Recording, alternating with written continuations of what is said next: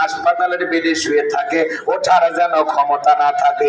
চোর কি হাত তুলে আমিন কইতো নাকি তওবা করে ভালো হয়ে যেত? এই জন্য চুরি বন্ধ করতে হলে দোয়া দিয়া কাজ হবে না, জিলাপি মিলাদ দিয়া কাজ হবে না, লাগবে আল্লাহর আইন। আল্লাহ রাব্বুল আলামিন বলেন ওয়াসারিকু ওয়াসারিকাতু ফাকতাউ আইদিয়াহুমা জাযাআম বিমা কাসাবা নাকালাম মিনাল্লাহ।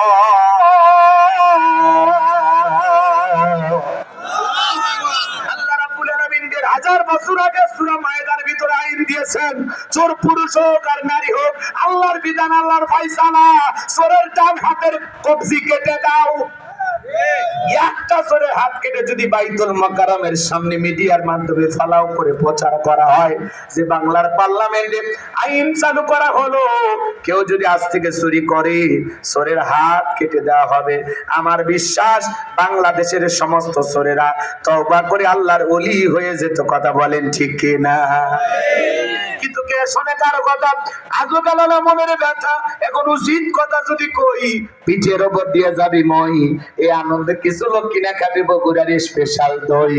যত দোষ নন্দ ঘোষ, সত্যটা বললে দোষ, করলে অন্যায়ের প্রতিবাদ, নামটা হবে তোমার মৌলবাদ, নামটা হবে তোমার জঙ্গিবাদ। এই জমিনে 53 বছর ধরে প্রত্যেকবার মুসলমান ক্ষমতা এসেছে, কিন্তু আল্লাহর আইন কেউ চালু করেনি।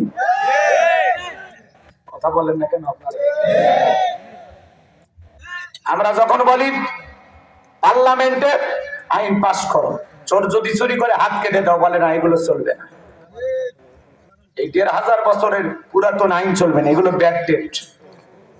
ওরা লন্ডন আমেরিকার আইন দিয়ে বিচার করে। মানুষের তৈরি করা নিয়ম নীতি দিয়ে কঠিন কালে বাংলাদেশের 1 ইঞ্চি মাটিতে কোন সরকার শান্তি প্রতিষ্ঠিত করতে পারবে না। শান্তি আসবে সেই দিন আল্লাহর বিধান দিয়া বাংলাদেশ চলবে সেই দিন। আল্লাহর বিধানেই শান্তি, আল্লাহর বিধানেই মুক্তি। কথা বলেন না কেন? চোরের বিচার কেমনে করবে? আল্লাহর আইন যদি চালু হয়, নেতা তো চিন্তা করে সরিষাই যে ভূত, ও তো চিন্তা করে আমার হাতটাই তো আগে কাজ হবে।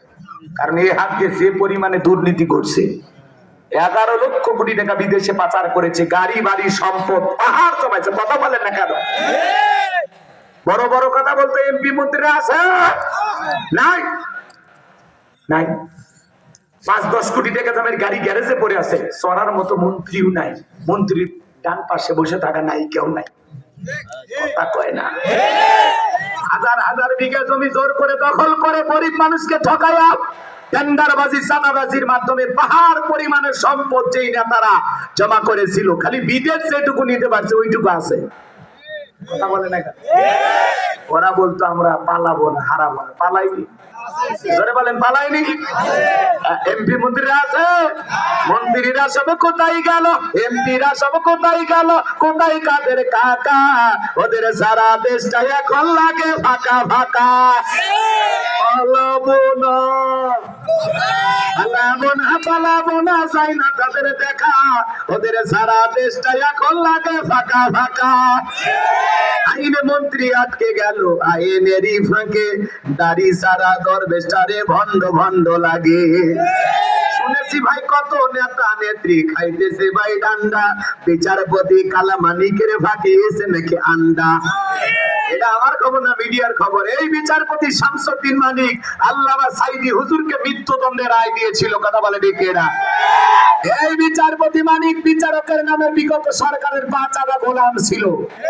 টকশোতে বসে আমার বোনকে অপমান করে বলেছিল রাজাকারের বাচ্চা। ছাত্র আন্দোলনের সমস্ত তরুণ কলিজার টুকরা ভাইদেরকে বলেছিল রাজাকারের বাচ্চা। 116 জন আলেমের তালিকা করে দুদকের কাছে জমা দিয়েছিল 2021 সালে। আমার তালিকায় নাম ছিল 23, সিরিয়ালে আমার নাম্বার কত গো? 23। আমার রোল নাম্বার ছিল 23। তারা আলেমদের তালিকা করেছিল। আজকে বিনা তালিকায় কলার পাতা শুয়ে থাকে। পুলিশ যায় বলে শোনেন, যে পাতায় শুয়ে আছেন ছাগল কি খাইতে কি খায়, আপনি আসেন জেলখানায় যান।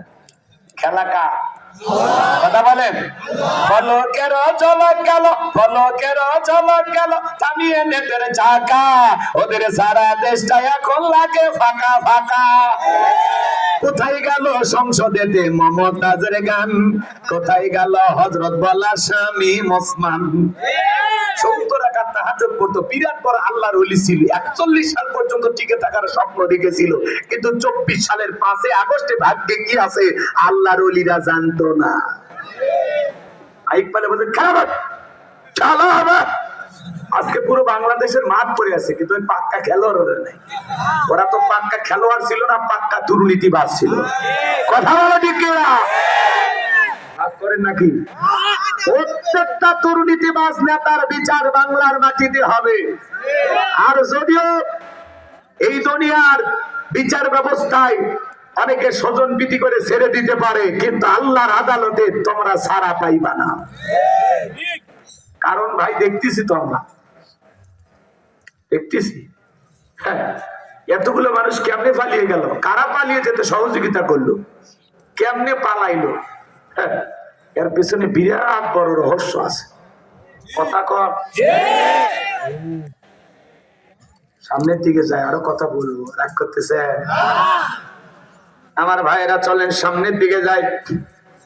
যে কথা আমি বলতে চাচ্ছিলাম, 53 বছর এই পৃথিবীর বাংলার জমিনে যারা শাসক ছিল সবাই ছিল মুসলমান, কিন্তু মুসলমান ক্ষমতার চেয়ারে বসার পরে আল্লাহর জমিন আল্লাহর দ্বীনকে বাস্তবায়ন করে নাই, আল্লাহর বিধানকে প্রতিষ্ঠিত করে নাই। সূরা হজের 41 নম্বর আয়াতে আল্লাহ রাব্বুল আলামিন বলেন, আল্লাযীনা ইম্মাক্কান্নাহুম ফিল আরদি আকামুস সালাতা ওয়া আতাবুস যাকাতা ওয়া আমারু বিল মা'রুফি ওয়া নাহাউ আনিল মুনকার ওয়া লিল্লাহি আকিবাতুল উমুর।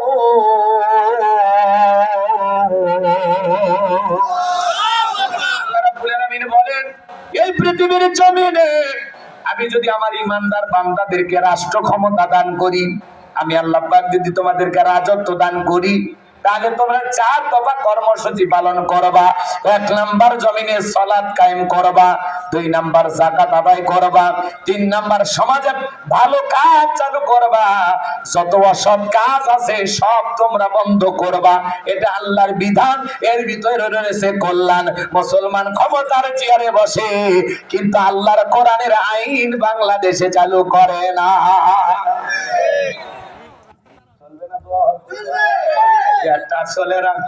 চলেন সামনের দিকে যাই। যে কথা বলতে চাচ্ছিলাম, কথা মনে হয় ভুলে গেছেন। জিবরাইল এসে বলে, নবী দোয়া কবুল হবে না। আপনারা বলেন বাজান, সব জায়গায় কি দোয়া দিয়ে কাজ হবে? জোরে বলেন হবে। আমার ভাইয়েরা, বিশ্ব নবী তখন টেনশনে পড়ে গেলেন, কি করা যায়। জিবরাইল বলে, নবী সাহাবায়ে কিরামদের মধ্যে ঘোষণা করেন, আপনারা সাহাবীদের মধ্যে এমন কেউ কি আছে যে মক্কার মহাবীর আমরের সাথে মোকাবেলা করবে? নবী আমার ডেকে বলেন, আমার সাহাবীরা তোমাদের মধ্যে এমন কেউ কি আছো যে মক্কার মহাবীর আমরের সাথে মোকাবেলা করবা? নবীর কোন সাহাবী দাঁড়ায় না, হযরত আলী দাঁড়িয়ে গেলেন। বলুন আল্লাহু আকবার।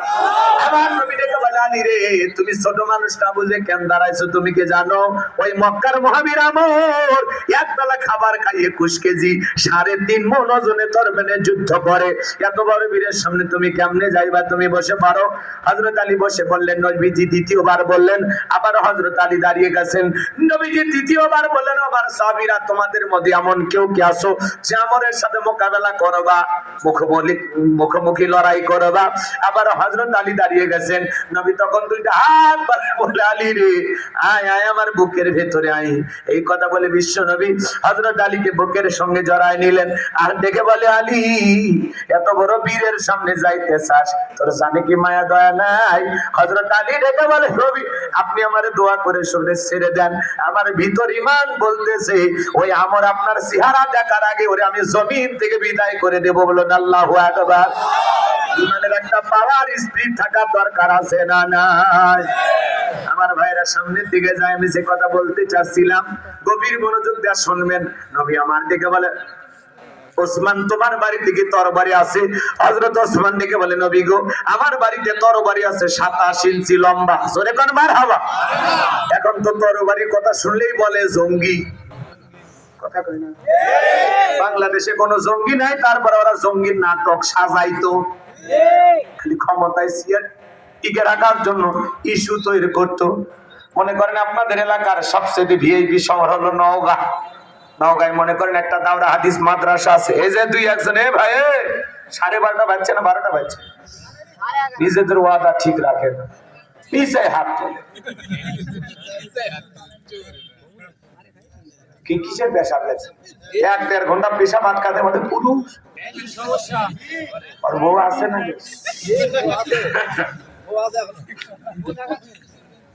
রাগ করেন না ভাই, এমনিতে আপনারা আমার কয়েক বছরের মধ্যে তুলনামূলক কম, এই জন্য আবার ওটা বসা করলে খারাপ লাগে, কষ্ট। কথা বোঝেন না? খারাপ লাগতেছে বাজার, একটু সহযোগিতা করেন না আমার সাথে থেকে। লিল্লাহি তাকবীর। আমার ভাইরা আমরা সামনের দিকে যাই। যে কথা বলতে চাচ্ছিলাম গভীর মনোযোগ দিয়ে শুনবেন। ওই নওগাঁ শহরের বড় মাদ্রাসা, কুরবানির ঈদের আগে হুজুর বলতেছে বাবা এই শহরে অনেক কোটিপতি মানুষ বসবাস করে, তোমরা খামাকা ছুটিতে যাইও না। বিশেষ করে যারা যুবক আছো, বড় লোকদের গরুগুলো জবাই করে দিতে পারো, কুরবানির পশুগুলো যদি জবাই করতে পারো, নগদ কিছু হাদিয়াও তোমাদের পকেটে উঠবে, চামড়াটা মাদ্রাসায় ফাও পাওয়া যাবে। ছেলে পেলে রাজি হয়ে গেল। মনে করেন 80টা ছেলে হাত তুলে বলে হুজুর আমরা ছুটি যাব না। 80 বা 100টা ধরে 100টা ছেলে রাজি হয়ে গেল। হুজুর বলল বাবা খালি হাতে তো গরু জবাই করা যাবে না, লাগবে কি? ছুরি, চাকু। কি বলেন আপনারা? ছুরি বলেন না? এইবার কামারের কাছে ওয়াদা দিয়া 100টা ছুরি বানানো হলো। কুরবানির আগের দিন হুজুর বলতেছে বাবা কে কোন ছুরিটা নিবানি একটু ধার দাও। আপনারা দেন না কুরবানির আগের দিন? বালুলিয়া মুরব্বী চাচা বসে নাই, কথা কন নাকি আপনারা? এলাকায় একটা তেল তেলা কয়েনদার টাকা দেখে মাদ্রাসার ভিতরে 100 জন বাচ্চা ছুরি নিয়ে কি করে ধাপ দেয়। এই দৃশ্য দেখে ওই তেল তেলা কয়েনদার আলেম ওলামা সহ্য করে না, মসজিদ মাদ্রাসা সহ্য করে না, হুজুর দেখতে পারে না। থানার ওসি সাহেবকে যা খবর দেয়, ওসি সাহেব অমুক মাদ্রাসায় জঙ্গিদের বিশাল ঘাঁটি, বিশাল আস্তানা, তাড়াতাড়ি করে যান। এইবারে ওসি থানার ওসি সাহেব পুরো ফোর্স নিয়ে যায় মাদ্রাসার চতুর্দিকে ঘেরাও কইরা বলে হুজুর এখানে নাকি জঙ্গিদের আস্তানা আছে। হুজুর বলতেছে না কোন জঙ্গির আস্তানা নাই। বলে না আমরা গোপন তথ্যের ভিত্তিতে সংবাদ পাইয়াছি, ইহা মিথ্যা হওয়ার কোন সম্ভাবনা নাই। পুরো মাদ্রাসা সার্চ করো, তল্লাশি চালাইয়া হুজুরের কাঁধের নিচ থেকে পাওয়া গেল সেই বস্তা যেটার ভিতরে ছুরি আছে। এইবার নিয়ে এসে যখন ঢেলে দিয়েছে বাজার, সবাই টাকা দেখে বস্তার ভিতর থেকে 1টা না 200 নাই 100টা ছুরি বের হয়েছে। এইবার ওসি সাহেব বলতেছে ও মাদামি হুজুরে সব কি? এসব একটা বুদ্ধিমোটা ছাত্র কোন জায়গায় কি বলা লাগে জানে না, বলে এসব কি চিনতেছেন না? আগামী 10 তারিখ খালি ধর্মর জবাই করবো, ধর্মর জবাই করবো, রক্তের পণ্য পড়েছে, রক্তের পণ্য। এইবার ওসি সাহেব বলতেছে মহাতামি সবগুলো গ্রেফতার করো। মহাতামি হুজুর বলতেছে ওসি সাহেব আপনি মুসলমান না? আমি মুসলমান না মানে আমার বাপ হাজি। বলতেছে বাপ যদি হাজি হয় আপনি পাজি কে? কি হয়েছে? আগামী 10 তারিখে ছেলেটা বলা লাগবে একভাবে বলেছে আরেকবার। আগামী 10 তারিখ কি কয় কি? আগামী 10 তারিখ হলো পবিত্র ঈদুল আজহা। এই ছেলেটা বুঝাইতে চাইতেছে যে গরু ছাগল ধরবো আর জবাই করবো। তখন বলতেছে ও ঘটনা এই আগে হুজুর ধরে তারপরে তদন্ত করে, কথা না? আর অপরাধীরা খালি মাল দিলেই বেশি করে ব্যবসা করিস, কথা কয় না? আলেমদের নরম পাইয়া যা ইচ্ছা তাই করেন, আল্লাহর কাছে একদিন জবাব দেয়া লাগবে। রাগ করতেছেন মনে হয়। আমার ভাই আমি লম্বা করব না। এই জন্য বাংলাদেশের কোন মাদ্রাসায় জঙ্গিদের আস্তানা নাই, জঙ্গিদের ঘাঁটি নাই, ওখানে জঙ্গি তৈরি করার ট্রেনিং দেওয়া হয় না। মাদ্রাসায় জীবনের শেষ জানাজার নামাজের ট্রেনিং দেওয়া হয়, জুমার নামাজের ট্রেনিং দেওয়া হয়। যারা চামড়ার দাম কমাইছো 3 লাখ টাকা, গরুর দাম চামড়ার দাম 250 টাকা, সিন্ডিকেট করে মনে করছে মাদ্রাসা বন্ধ করবা না। এই দেশের প্রত্যেকটা মুসলমানের পকেটে পকেটে মাদ্রাসা চালানোর জন্য আল্লাহ ব্যাংক খুলে রাখছে। কোন ষড়যন্ত্র করে এই দেশের মাদ্রাসা শিক্ষা ব্যবস্থাকে ধ্বংস করে দিতে পারবে, কারণ কোরআনের সাথে আছে কি? আরো জোরে বলেন কে?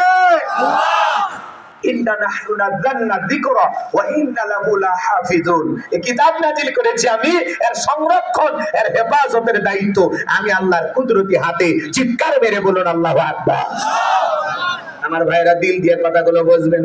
হযরত ওসমান তরবারি নিয়ে আসলেন, নবীজি হযরত আলীর হাতে তরবারি তুলে দিলেন। হযরত আলী তরবারি পায়ে মারছে দৌড়। আমার নবী ডেকে বলে, আলী রে এতজনে কেন দৌড় মারতেছো? আলী ডেকে বলে, নবী অনেক আগে আপনার মাথা নেওয়ার ঘোষণা করে রওনা করেছে, আমি চাই আপনার চেহারা দেখার আগে ওরে আমি জমিন থেকে বিদায় করে দেব। এই কথা বলে দৌড়াইতে দৌড়াইতে দৌড়াইতে আমরের মুখোমুখি হয়ে গেছে। হযরত আলীকে দেখা মাত্র আমর ডেকে বলে, কিরে পিচ্চি আলী, তুই কেন আমার সামনে? হযরত আলী বলতেছে, পিচ্চি না কি পরে বুঝাইতেছি, বলেন আল্লাহু আকবার। কথা আছে ছোট মরিচের ঝাল বেশি। হযরত আলী তরবারিতে দাগ টানতেছেন, দাগ টানা বোঝেন তো আপনারা, একটা দোয়া করতেছেন। এই দোয়া পড়ে যদি আপনারা বাড়ির চতুর্দিকে ফু দিতে পারেন, পানি ছিটিয়ে দিতে পারেন, বড় বড় দুর্ঘটনার হাত থেকে আল্লাহ আপনার পরিবারকে হেফাজত করবেন। চিৎকার মেরে বলুন আল্লাহু আকবার। হযরত আলী এইবার তরবারিতে দাগ টানতেছেন, দাগটা টানা শেষ হয়ে গেল যখন, তরবারিটা উঁচু করে বলে, এই কাফেরের বেটা আমর, তোর যদি সাহস থাকে দাগটা পার হয়ে নবীজির কাল্লা নিতে যায়, আয় খেলা হবে, আয় খালি দাগটা পার হয়ে দেখ। আল্লাহু আকবার বলে। হযরত আলী ছোট মানুষ কিন্তু হুঙ্কার মারছে, এই কাফেরের বেটা আমর, তোর সাহস থাকলে খালি দাগটা পার হ, আয় আয় আয়। কথা কয় না, আওয়াজে অনেক কিছু। বাড়ি ঢুকছে তোর বাড়িওয়ালা ল্যাংরা দুটো পাই না, কিছু না পারি, যদি খালি জবানকে আওয়াজ দেয়, কেন জোর থাকবি না, ভাগে দৌড় মারবি। একটা আওয়াজে অনেক কিছু ঘটে। কথা বলে ঠিক কিনা? মুসলমান খালি লিল্লাহি তাকবীর আল্লাহু আকবার বলবে, জালেমেরা লুঙ্গি পরার টাইম পাবে। আল্লাহু আকবারের আওয়াজ, এটা মুসলমানের ওই যে বড় বড় কথা কর না কেন, ওখানে যত অস্ত্র শস্ত্র থাক না কেন, এটা মুসলমানের হাতিয়ার। আমাদের পারমাণবিক বোমা নাই, কিন্তু আমাদের হাতিয়ার আছে। লিল্লাহি তাকবীর, আওয়াজ দেন না, এলাকা কাঁপে যাবে। বাতিলের কলিজা একেবারে, আপনি সুবহানাল্লাহ আলহামদুলিল্লাহ বলবেন, শয়তান কাছে বসে থাকে। যখনই বলবেন আল্লাহু আকবার, শয়তানও লুঙ্গি পরার টাইম পায়, ও বর্ডার খোঁজে। কথা কন ঠিক কিনা? এখন একটু জায়গায় থাকেন, ঘুমাবেন না। আর আল্লাহু আকবার স্লোগানের বিরোধিতা করবে যারা, জন্মের সময় আযান কানে পায়নি তারা। কথা কন, এটা কোনো দলীয় স্লোগান না, এটা হলো মুসলমানের হাতিয়ার। কথা বলেন ঠিক কিনা? লিল্লাহি তাকবীর আল্লাহু আকবার। এইবার হযরত আলী দেখে বলতেছে, এই কাফেরের বেটা আমর, তোর সাহস থাকলে দাঁতটা পার হ, আয় আয়। হযরত আলী আর আমর বাজা বাজা ভাব, পুরো ঘটনাটাই বলবো। কারা কারা শুনবেন একটু হাত তোলেন তো দেখি। লিল্লাহি তাকবীর, আল্লাহ কবুল করেন, জোরে বলুন আমিন। আমার ভাইরা, তাহলে আমি যে কথা বলতে চাচ্ছিলাম, পুরো পৃথিবীর ক্ষমতা আল্লাহ তাআলা কয়জন মানুষকে দিয়েছিল? 4 জন মানুষ। এর মধ্যে 2 জন ঈমানদার আর 2 জন হলো কাফের। 2 জন ঈমানদারের মধ্যে একজন নবী সুলাইমান। আল্লাহু আকবার বলুন। নবী সুলাইমান আলাইহিস সালামকে আল্লাহ পাক পুরো পৃথিবীর রাজত্ব পাওয়ার ক্ষমতা দিয়েছিল। নবী সুলাইমানকে আল্লাহ পাক একটা তক্তের সিংহাসন দান করেছিল। বাতাসকে অর্ডার করা মাত্রই সিংহাসনটা যেখানে পয়গম্বর বলতেন সেখানেই নিয়ে যাইতো, যেখানে ইচ্ছা করতেন থামানোর, শুধুমাত্র অর্ডার দিতে দেরি, সেখানে থেমে যেত। বলেন আল্লাহু আকবার। এখনো জাহাজ গাড়ি হাওয়াই চলে, ওগো কলেরই বিধান। একদিন বিনা কলে হাওয়ায় চলতো নবী সুলাইমান, মোরা সেই মুসলমান। আল্লাহু আকবার। আল্লাহ নবী সুলাইমান আলাইহিস সালামকে আল্লাহ রাব্বুল আলামিন এমন বাদশাহী দান করেছিলেন, মাজান মানব দানব জিন ইনসান সকলে তার হুকুম মানতে বাধ্য। আল্লাহু আকবার। পাখির ভাষা বুঝতেন, পশুর ভাষা বুঝতেন, পিপিলিকার ভাষা পর্যন্ত বুঝতেন। এজন্য আল্লাহ পাক বলেন, ওয়ালাকাদ আতাইনা দাউদা সুলাইমানা ইলমা, আমি নবী সুলাইমান এবং দাউদ পয়গম্বরকে ইলম আর জ্ঞান দিয়েছিলাম। বলুন সুবহানাল্লাহ। আল্লাহর নবী সুলাইমান আলাইহিস সালামকে আল্লাহ তাআলা একটা আংটি দিয়েছিলেন। এই আংটি পরিধান করে থাকার কারণে মানব দানব জিন ইনসান সকলেই তার হুকুম মানতে বাধ্য ছিল। আল্লাহু আকবার বলেন। নবী সুলাইমানের ঘটনা ইতিহাস যদি বলতে যাই 2-3 ঘন্টা আলোচনা করে শেষ হবে না, কিন্তু আমার লক্ষ্য উদ্দেশ্য হলো ভিন্ন। এইজন্য এই ঘটনাগুলো বলা সম্ভব হচ্ছে না বাজান। আমি যে কথা বলতে চাচ্ছিলাম, তাহলে 1 নাম্বার নবী সুলাইমান আলাইহিস সালামকে আল্লাহ রাব্বুল আলামিন পুরো পৃথিবীর রাজত্ব পাওয়ার ক্ষমতা দিয়েছিলেন। 2 নাম্বার বাদশা জুলকারনাইনকে আল্লাহ পাক পুরো পৃথিবীর রাজত্ব পাওয়ার ক্ষমতা দিয়েছিলেন। এই পৃথিবীর জমিনে 1 নয় 2 নয়, বাদশা জুলকারনাইনকে আল্লাহ পাক 1600 বছর হায়াত দিয়েছিলেন। বলুন সুবহানাল্লাহ। সূর্য উদয় হইতে সূর্য অস্তগামী পর্যন্ত, পূর্ব থেকে পশ্চিম পর্যন্ত আমার ভাইয়েরা এই পুরোটা পৃথিবীর ক্ষমতা আল্লাহ তাআলা বাদশা জুলকারনাইনকে দিয়েছিলেন। ইয়াজুজ মাজুজের ঘটনা আপনারা শুনেছিলেন, যে বিশাল প্রাচীর নির্মাণ করে দিয়েছিলেন যেই বাদশা, সেই বাদশার নাম বাদশা জুলকারনাইন। এগুলো বিশাল একটা লম্বা ইতিহাস আছে। এক একটা ঘটনা এক একদিন মাহফিল করা লাগে। কথা কি বোঝেন নাই? একদিনে তো হবে না। সামনের দিকে যায়। কষ্ট হচ্ছে নাকি আপনাদের? 1600 বছর ক্ষমতার চেয়ার পাওয়ার পরেও কোনদিন দাম্ভিকতা করে নাই, অহংকার করে নাই, আল্লাহর কৃতজ্ঞতা আদায় করেছিলেন আর মানবতার কল্যাণে কাজ করেছিলেন। বলুন সুবহানাল্লাহ। ওনার ঐতিহাসিক কিছু সফর আছে, সেই ঘটনাগুলো আপনার বললে মজা পাইতেন, কিন্তু ওইটা যদি বলি তাহলে আমার আলোচনাগুলো একটু এলোমেলো হয়ে যাবে। সামনের দিকে যাই বাজান। আমার একটা লক্ষ্য উদ্দেশ্য আছে, বললাম আগেই, সেই জায়গাতে আমাকে পৌঁছাইতে হবে। কথা বলেন ঠিক কিনা? তাহলে 2 জন ইমানদার, একজন নবী সুলাইমান আর একজন বাদশা জুলকারনাইন। আল্লাহু আকবার। আর 2 জন কাফেরকে আল্লাহ পাক পুরো পৃথিবীর রাজত্ব পাওয়ার ক্ষমতা দিয়েছিলেন।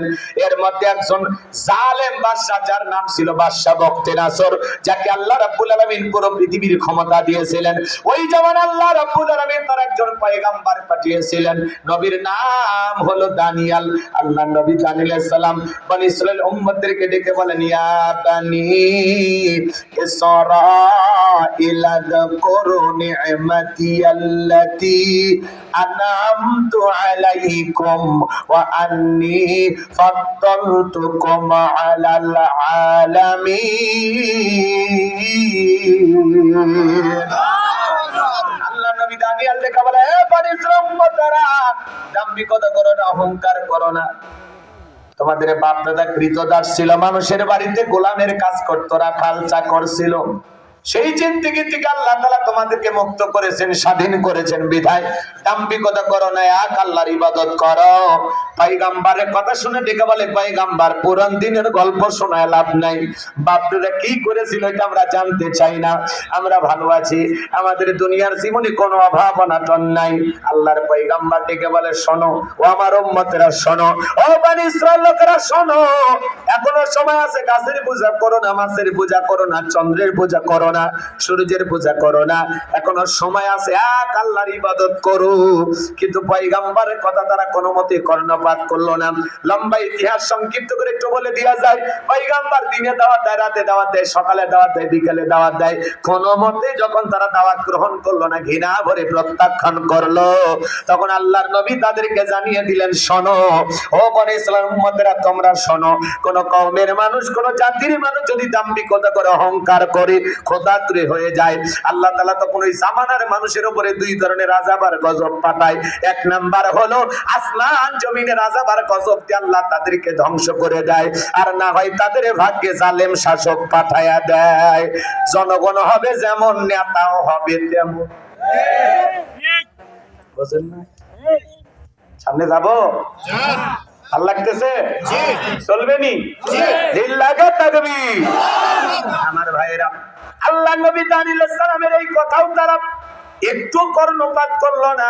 তারা মনে করলো পয়গম্বর এমনি গতানুগতিক কথা বলেছে, এটা মনে হয় হবে না।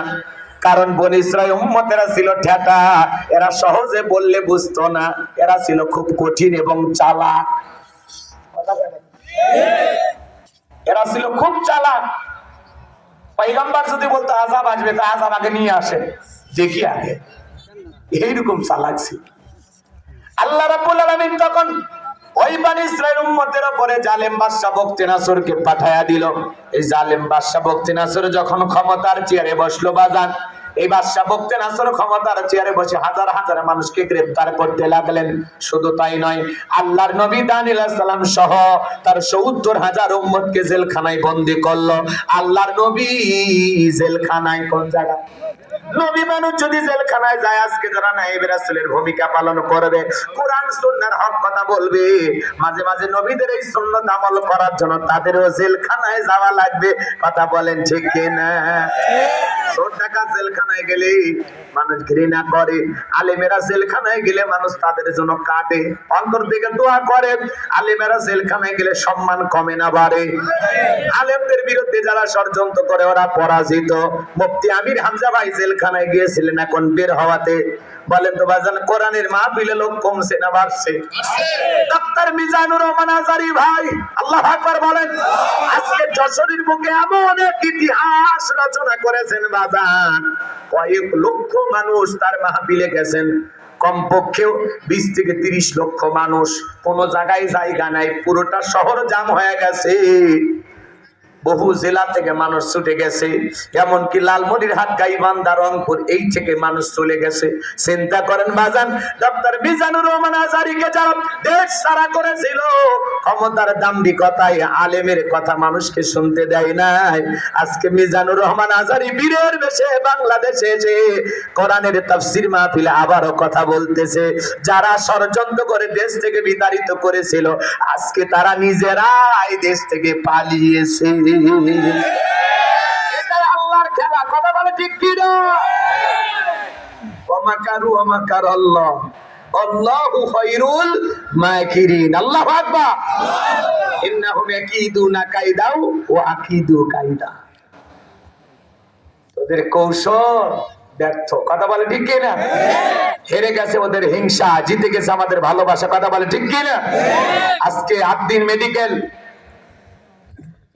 মাঠে আকিজ গ্রুপের পক্ষ থেকে 3 দিন ব্যাপী ঐতিহাসিক তাফসীরুল কোরআন মাহফিলে যে ইতিহাস রচনা হয়েছে, বাংলাদেশের মানুষ কোনোদিন ভুলবে না। কথা বলে ঠিক কিনা? একজন আলেমের কথা শোনার জন্য আজকে কথা বলেছেন শাইখ আহমদুল্লাহ হাফিজাহুল্লাহ এবং ডক্টর মিজানুর রহমান আজারি ভাই। তাদের কণ্ঠে কোরআনের তাফসীর শোনার জন্য, আলোচনা শোনার জন্য যে পরিমাণে মানুষ হয়েছে, আজ পর্যন্ত বাংলাদেশের কোন নেতার কোন সমাবেশে এত লোক হয় নাই। আল্লাহু আকবার বলে। ইসলামের এই গণজোয়ার প্রমাণ করে আগামীর বাংলাদেশ ইসলামের বাংলাদেশ, আগামীর বাংলাদেশ কোরআনের বাংলাদেশ। কথা বলে ঠিক কিনা? এই যুবকের দল, তোমরা যেভাবে আলেমদেরকে মহব্বত করতেছো, ভালোবাসতেছো, আলেমদের কথা শুনে যদি সামনের দিনে চলতে পারো, তোমাদের হাতেই বাংলাদেশ নিরাপদ থাকবে। যুবকেরা জেগে থাকলে পথ হারাবে না বাংলাদেশ। কথা বলে ঠিক কিনা? যুবক, বারবার তোমরা রক্ত দিয়েছো ভাষার জন্য, দেশের মাটির জন্য, জালিমকে বিদায় করে দেওয়ার জন্য। আবার যদি রক্ত দিতে হয় আল্লাহর কোরআনের জন্য, কারা কারা রক্ত দিতে রাজি? হাত তুলে দেখা। লিল্লাহি তাকবীর। আল্লাহর জমিনে আল্লাহ দ্বীনকে প্রতিষ্ঠিত করার জন্য যুবক, তোমরা রক্ত দিতে রাজি আছো তো? ইনশাআল্লাহ আল্লাহ কবুল করে। জোরে বলবেন আমিন। ডক্টর মিজানুর রহমান আজারি ভাই আমাদের রত্ন, মুসলিম উম্মার সম্পদ। কথা বলেন ঠিক কিনা? আমার ভাইয়েরা, হিংসে করে লাভ নাই। ওনার মাহফিলে লোক বেশি হয়, অনেক বক্তা এটা নিয়ে সমালোচনা করে, ওই একটু দেখার জন্য যায়, চেহারা সুন্দর। কত বড় বিয়াক্কেল না হইলি কথা কয়। হ্যাঁ, এই জন্য আমরা কারো সমালোচনা করব না, আমরা শুধু দোয়া করব। মিজানুর রহমান আজারি ভাই আমাদের ভাই। কথা বলে ঠিক কিনা? আমরা আল্লামা সাইদি হুজুরকে হারিয়েছি। অনেক মানুষ বলতেছেন যে আল্লামা সাইদি হুজুরের পরে এই প্রথম বাংলাদেশে কোন বক্তা, কোন আলেম, কোন দ্বীনের দায়ী, কোন মুফাসসিরের মাহফিলে এত লোক জীবনে তারা প্রথম দেখেছে। আল্লাহু আকবার বলে, লিল্লাহি তাকবীর। আল্লামা সাইদি হুজুর সেই 90-80 সালে ওই সময় যখন আলোচনা করতেন, সে সময় তো 12 লাখ 14 লাখ মানুষ তার মাহফিলে যাইতো। কথা বলে ঠিক কিনা? আজকে ডক্টর মিজানুর রহমান আজহারীকে আল্লামা সাইদি হুজুরের যোগ্য উত্তরসূরি হিসেবে আল্লাহ যেন কবুল করেন। জোরে বলুন আমিন। আরেকটু জোরে বলুন আমিন। নতুন ইতিহাস যশোরবাসী সাক্ষী থাকলো। কথা বলে ঠিক কিনা? যেদিন নওগাঁয় আসবে সেদিন টের পাবে। উনি বিভাগীয় প্রোগ্রামগুলো করতেছেন, জানি না আপনাদের জেলায় আসবে কিনা, কারণ ওনাকে নিয়ে আসতে হলে বিশাল একটা ময়দানের দরকার, বিশাল আয়োজন। সবাই আয়োজন করতে পারবে না, স্বেচ্ছাসেবকই লাগবে 15-20 হাজার। কথা কন, একটা গ্রামে মানুষই থাকে 500-700, এত স্বেচ্ছাসেবক ভাবে কোথায়? আল্লাহ আমার ভাইয়ের কণ্ঠটাকে তুমি দিনের জন্য কবুল করো। জোরে বলেন আমিন। যারা হিংসা করতেছেন ভাই একটু থামেন, একটু থামেন, পরিবর্তন হয়ে যান। এই জন্য ভাই, এই দেশের মানুষ আলেমদেরকে কলিজাতে মহাব্বত করে। আল্লামা মামুনুল হক তিনি গতকালকে কথা বলেছিলেন, তার আগের দিন আমির হামজা ভাই কথা বলেছেন। এইভাবেই আলেমদের কথা শোনার জন্য নতুন এক ইতিহাস। কথা বলে ঠিক কিনা? লিল্লাহি তাকবীর। তাহলে আলেমেরা জেলখানায় গেলে সম্মান কমে না বাড়ে? এই জন্য বাজার ওরা ষড়যন্ত্র করে আলেমদেরকে জেলে ঢুকাইতে পারে, দেশ থেকে বিতাড়িত করতে পারে, মৌলবাদের ট্যাগ লাগাইতে পারে, রাজাকারের ট্যাগ লাগাইতে পারে, কিন্তু কোন মিথ্যা তহমত দিয়া এদেশের মানুষের কলিজা থেকে আলেমদের মহব্বত ভালোবাসা কেউ মুছে ফেলতে পারবে না। কথা বলেন ঠিক কিনা? এই দেশের মানুষ আলেমদেরকে ভালোবাসে কলিজা দিয়া। আল্লাহু আকবার। হেরে গেছে ওদের হিংসা, জিতে গেছে আমাদের ভালোবাসা। আবারও বীরের বেশে ফিরে এসেছেন আমাদের ভাই। কথা বলেন ঠিক কিনা? সামনের দিকে যাই বাজান গো আমার। আমি যে কথা বলতে চাচ্ছিলাম, আগে তো গাড়িতে চড়ে মাহফিল করতো, এখন হেলিকপ্টার। প্রত্যেকটা মাহফিল হেলিকপ্টার নিয়ে যাচ্ছে। কি সম্মান! একটা এমপি মন্ত্রী যতটা সম্মান তার সাথে বেশি। আল্লাহু আকবার বলে। এটা শুধুমাত্র কোরআনের কারণে, এই আকর্ষণ আল্লাহর কোরআনের, এটা কোনো বক্তার না। কথা বলেন ঠিক না? আল্লাহ যেন কবুল করেন। জোরে বলুন আমিন। কথা মনে হয়ে গেছে। আল্লাহ নবী দানিয়েল ডেকে বলেন, ও আমার উম্মতেরা, কই গেল তোমাদের দাম্ভিকতা, কই গেল অহংকার, কই গেল গাড়ি বাড়ি টাকা পয়সার গরম? ডেকে বলে, পয়গম্বর আপনার কথা যে দিবালকের মতো সত্য হবে আমরা বুঝতে পারি নাই।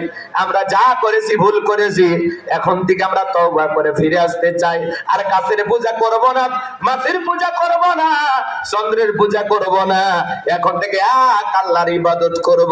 পয়গম্বর ডেকে বলে, আমার উম্মতেরা শোনো, তোমরা যদি সত্যি তওবা করে ফিরে আসতে চাও, তাহলে আজকে রাত 12টার পরে আমি যখন আল্লাহ বলে ডাক দেব, আমার সঙ্গে তোমরা সবাই ঘুম থেকে জাগ্রত হয়ে আল্লাহ বলে ডাক দিবা।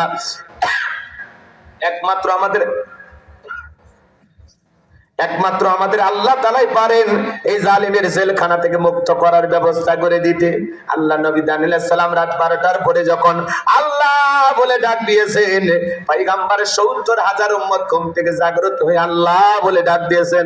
সবাই একটু চিৎকার মেরে ডাক দেন আল্লাহ। ভালোবেসে ডাক দেন আল্লাহ। আরেকটু জোরে বলেন আল্লাহ। আল্লাহু আকবার কবীরা, আল্লাহু আকবার। কষ্ট হয়েছে নাকি আপনাদের? আল্লাহ নবী দানিয়েল আলাইহিস সালাম আল্লাহ বলে ডাক দিয়েছে, পয়গম্বর উম্মতরা আল্লাহ বলে ডাক দিয়েছে। পয়গম্বর সিজদায় লুটিয়ে পড়লেন, কাকুতি মিনতি স্বরে কান্নাকাটি করতে লাগলেন। ডেকে বলেন, আল্লাহ আমার উম্মতেরা ভুল বুঝতে পেরেছে, তারা তওবা করে ফিরে আসতে চায়, তারা আর গাছের পূজা করবে না, মাছের পূজা করবে না, এখন থেকে একমাত্র আপনার ইবাদত করবে। আল্লাহর পয়গম্বর যখন উম্মতদেরকে নিয়ে কাকুতি মিনতি সহকারে কান্নাকাটি করে আল্লাহ তাআলার কাছে দোয়া প্রার্থনা করতে লাগলেন, আল্লাহ তাআলা ডেকে বলে, পয়গম্বর দোয়া আমি আল্লাহ তাআলা মঞ্জুর করে নিয়েছি, আর কান্না কান্না করতে হবে না, আমি আল্লাহ ওয়াসিরে জালেমের জেলখানা থেকে মুক্ত করার ব্যবস্থা করে দেব। চিৎকার মেরে বলুন আল্লাহু আকবার। ওই রাত্রিতে আল্লাহ পাক জালেম বাদশা বকতে নাসরকে এমন একটা মারাত্মক ভয়ঙ্কর স্বপ্ন দেখা দিয়েছে। স্বপ্ন দেখে বাদশা ঘুম থেকে চিৎকার মেরে উঠছে। আশেপাশে লোকজন দৌড়ে আসে, বলে নেতা এত জোরে চিৎকার মেলেন, ব্যাপারটা কি? এইবার জালেম বাদশা দেখে বলে, চেহারা দেখে বোঝো না কেন চিৎকার মারছি? আমি একটা মারাত্মক স্বপ্ন দেখেছি। এই দেশের যত স্বপ্ন তাবির কারো কাছে, গণক জ্যোতিষী আছে, ওদেরকে আমার দরবারে নিয়ে আসো। ওদের কাছে আমি স্বপ্নের কথা বলবো, আর তাদের কাছ থেকে স্বপ্নের ব্যাখ্যাটা না জানা পর্যন্ত আমি আর দুই চোখ বন্ধ করতে পারবো না। পরের দিন সকালবেলা বাদশার সামনে হাজার হাজার স্বপ্নের তাবির কারকেরা হাজির হয়ে গেল। জালেম বাদশা বকতে নাসর যখন স্বপ্নের কথা বলতে যাবে, ওই মুহূর্তে আল্লাহ রাব্বুল আলামিন বাদশা বকতে নাসরের মাথার মেমোরিতে থাকা সমস্ত শব্দের কথা নিয়ে যায় আল্লাহ নবী দানিয়েল আলাইহিস সালামের মাথার মেমোরিতে সেভ করে দিলেন। চিৎকার মেরে বলুন আল্লাহু আকবার। হে যুবক, একটা মোবাইলে যা আছে শেয়ারের মাধ্যমে আরেকটা মোবাইলে পার করা সম্ভব কিনা? তাহলে মানুষের মাথায় যদি এই বুদ্ধি থাকে, মহান মালিক আল্লাহর জ্ঞান আছে না নাই? তিনি হলেন মহাজ্ঞানী প্রজ্ঞাময়। সুবহানাল্লাহ। ভালো করে বুঝবেন বাজান। এইবার বাদশা বকতে নাসর যখন বলতে যায়, গতকাল রাতে আজকে কি যেন স্বপ্ন দেখলাম, আর বলতে পারে না, স্বপ্নের কথা ভুলিয়ে দিলেন তিনি কে? এইবার বাদশা মুহূর্তের মধ্যে ডায়লগ পরিবর্তন করে বলে, শোনো, স্বপ্নে কি দেখেছি সেই কথা তোমাদেরকে বলতে হবে, স্বপ্নের ব্যাখ্যা বলতে হবে। জনগণ ডেকে বলে, বাদশাই তো পাগলামি কথা, স্বপ্ন দেখেছেন আপনি, আমরা কিভাবে বলবো? বাদশা স্বপ্নে কি দেখেছে দেশের জনগণকে জানে। আরে ভাই, বাদশার কথা বাদ দেন। স্বামী স্ত্রী আপনারা এক খাটে ঘুমান, আপনার বউ স্বপ্নে কি দেখে আপনি জানেন? আপনাকে বাদ দিয়ে আর একটা ছেলের হাত ধরে নৌকার ডানা পারতে যা ফুসকে খাইতেছে, যদি আপনি টের পাইতেন কি করতেন? ও ভালোবাসা শেয়ার করতেন নাকি? একটু কথা বলেন, কি করতেন? পিটাইতেন, সার্ভিস করতেন। হ্যাঁ, এলে পুরুষ বউ আমার কথা কন, আর ভালোবাসা পাওয়ার অধিকারও আমার। কথা বলেন। দুর্বল পুরুষের মতো কথা বলেন কেন? বউয়ের ভালোবাসা শেয়ার করা যায়? বউ আমার পার্সোনাল ভালোবাসা। কথা কন, এটা লুকে রাখার জিনিস। পরে পরে সামনের দিকে যায়, অনেক কথা আছে। কষ্ট হচ্ছে নাকি আপনাদের? বিরক্ত হইতেছে অনেক? স্বামী কি স্বপ্নে থেকে বউ জানে? স্বামী আর একটা মেয়ের হাত ধরিয়া পার্কে ঘুরতেছে, চিড়িয়াখানায় যা বাদাম খাচ্ছে আর বানরও খিলেচ্ছে। এটা যদি বউ টের পাইতো কি করতো? ঝাঁটা দিয়ে পিঠে খাদক থেকে নেমে দিত। কথা কন ঠিক? তার মানে স্বামী কি স্বপ্ন দেখে স্ত্রী জানে না, স্ত্রী কি স্বপ্ন দেখে স্বামী জানে না। স্বপ্ন তো স্বপ্নই। মাঝে মাঝে স্বপ্নে দেখি সাপ তারা করছে, ঘুমোতে ঘুটে দেখি না সাপ নাই। মাঝে মাঝে স্বপ্নে দেখি বাড়ি ঘরে আগুন লাগছে, ঘুমোতে ঘুটে দেখি না সব ঠিকই আছে। মাঝে মাঝে স্বপ্নে দেখেন আপনি মারা গেছেন। এদের কয়েকদিন আগে স্বপ্নে দেখলাম আমার শাশুড়ি মারা গেছে। কয়েকদিন আগে স্ত্রী ফোন দিয়ে করলাম, কে গো তোমার মা? ভালোই আছে। স্বপ্নে দেখলাম তো মারা গেছে। হ্যাঁ দেখবাই। আমি বললাম স্বপ্ন রে পাগলি। ঠিক আছে, রাগ করতেছেন আপনারা? এরকম স্বপ্নে মাঝে মাঝে দেখি আমি মারা গেছি, ঘুমোতে ঘুরে দেখি না বেঁচে আছে। বিশ্বাস কাজ করতেছে, দম নিতে পারতেছি। কথা কন ঠিক কি না? স্বপ্ন স্বপ্নই। যুবকেরাও স্বপ্ন দেখে। হ্যাঁ, ঘরের পুরো দেয়ালে নায়িকাদের ছবি দিয়ে সাজানো, ঘুমানোর আগে ওই নায়িকাদের চেহারা দেখা নকল মনে করে। চেহারার দিকে তাকায় বলিস, যে সুন্দর নায়িকার চেহারা, এরকম একটা বউ যদি পাইতাম জীবনটা ধন্য হয়ে যেত। স্বপ্নে দেখো নায়িকার বুকের ওপর। কথা কন। যুবকেরা যারা এই জায়গায় বসে আছে এরা খুব দুষ্ট। এক যুবক প্রেমিকাকে ডাব কিনে দিছে, কয় চেহারা যে অবস্থা হয়েছে ডাব খাও। মায়েরে কোনোদিন ডাব কিনে খাওয়াই নাই, বাবারে খাওয়াই নাই, বান্ধবীর চেহারা একটু অনির্দিষ হয়ে গেল। কি আদর, কি আদর। সোনা ডাব খাও, চেহারা খারাপ হয়েছে। এইবার বান্ধবী পাইপ লাগায়া ডাবের ভিতরে পাইপ রেখে খাইতেছে। ছেলে বলতেছে, তোমার অনুমতি পাইলে কি আমি একটু তোমার মুখে পাইপ লাগায় খাবো। কি আপডেট জামানা, ছেলে আবার মেয়ের মুখে পাইপ লাগায় খাইতেছে। এরকম দুষ্ট পোলাপানা আছে না নাই? আপনাদের এলাকায় অবশ্য এগুলো বোঝে না। বান্ধবী দিনে ঘুরতে যায় নওগাঁ শহরে, যা বলে মামা চটপেটি ফুচকাতে একটু ঝাল বেশি হবে, 2 বাটি দিয়ে দেন। 2 বাটি নিয়ে ছেলেও খায় না মেয়েও খায়। এবার মেয়ে বলতেছে তুমি খাও, ছেলে বলতেছে না লেডিস ফার্স্ট, তুমি আগে। তখন বলতেছে না বা আমার চোখ ফাঁকি দিয়ে স্পেশাল ক্লাসের নামে তোমার কাছে আসলাম, তুমি যদি তুলে না খাওয়াও তাহলে কি ঘর আর কোনো দাম আছে? ছেলে বলতেছে কলিজায় লাগছে রে, কলিজায়, কথা কয় না। এবার ছেলে নিজের হাতে মেয়েটারে ফুসকে তুলে খাওয়াইলো, অবশ্য একটা কবুল হজের সব। একটু জোরে কর নাউজুবিল্লাহ, সব না গুনাহ। এ যুবক শোনো, বিয়ে করার পরে হালাল স্ত্রীর মুখে যদি 1 লোকমা খাবার তুলে খাওয়াও, কোন স্বামী যদি তার স্ত্রীর মুখে 1 লোকমা খাবার তুলে খাওয়ায়, আল্লাহ রাস্তায় সদকা করলে যে সব স্বামীর আমল নামায় আল্লাহ সেই সব লিখে দেয়। আমার এক মুসল্লি ছেলে ডাক্তার বলতেছে হুজুর আমার ছেলে ব্যবহার ভালো। কেন? আপনার ছেলে তো অনেক প্রশংসা শুনি, চেম্বারে গেলে রোগীদের সাথে সেই ব্যবহার করে। বলে হ্যাঁ চেম্বারের ব্যবহার দেখছেন, ঘরে ব্যবহার দেখেন। আমার এই ছেলে তার বাড়িতে এসে বউটার সাথে ছোট লোকের মতো ব্যবহার করে, যা ইচ্ছে তাই বলে। অনেক লোকের ব্যবহার ব্যবসায়ী জায়গায় ভালো আছে, চেম্বারে ভালো আছে, ঘরে আসলে ব্যবহার আর ব্যবহার থাকে না। এরকম আছে না নাই? ভাই আপনাদেরকে বিনয়ের সহিত অনুরোধের ভাষায় বলবো, তরুণ যুবক যারা আছো খবরদার বিয়ের আগে কোনো অবৈধ প্রেম ভালোবাসা করবা না। আজকে যুব সমাজকে সবচাইতে বেশি নষ্ট করছে এই মোবাইল। মোবাইলের ওজন কম, কিন্তু মোবাইলের মাধ্যমে পাপের ওজনটা অনেক বেশি।